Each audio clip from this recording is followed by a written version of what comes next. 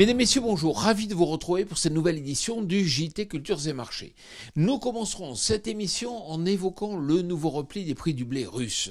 Nous ferons ensuite un point sur les conditions climatiques favorables aux cultures brésiliennes avant d'estimer quelles seront les surfaces françaises de blé en 2024. Enfin, nous ferons un focus sur les stocks de canola au Canada. La semaine dernière a été marquée par un nouveau repli de près de 10 $ par tonne des blés russes pour revenir sur la zone des 220 $ par tonne FOB. Alors heureusement, les chargements du mois de janvier ont été ralentis en raison des conditions climatiques et cela a permis au blé français de se positionner. Mais attention, les températures plus clémentes des derniers jours incitent les exportateurs russes à montrer plus d'agressivité. Pour preuve, ce niveau de prix de 220 $ par tonne équivaut au point bas testé qui avait déjà perturbé le marché en juin et en octobre 2023.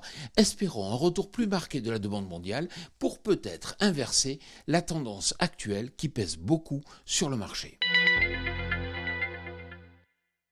Les conditions climatiques favorables permettent l'accélération des récoltes de soja au Brésil, avec 51% des surfaces désormais récoltées dans le Mato Grosso.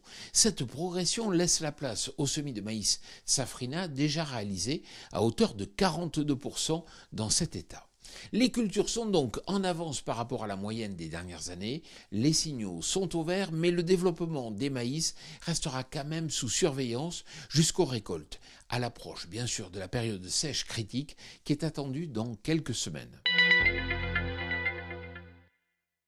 Agreste a mis à jour cette semaine ses estimations d'emblavement pour la récolte 2024. Les surfaces de blé sont pour le moment estimées à 4,36 millions d'hectares, en forte baisse par rapport aux 4,49 millions d'hectares affichés en décembre et aux 4,73 millions d'hectares de l'an passé. Il en est de même pour les surfaces d'orge, estimées en baisse de 6,6% par rapport à l'année dernière. Cette révision des surfaces laissera donc plus de place aux cultures de printemps comme le maïs, le tournesol ou l'orge de printemps. 12,85 millions de tonnes, ce sont les stocks canadiens de canola au 31 décembre selon l'office StatCan.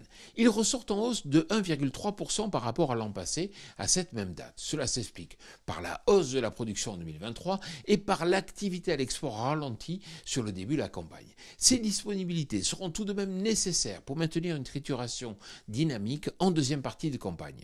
Voilà, le JT Culture et Marché, c'est terminé. Je vous souhaite bien sûr une excellente semaine.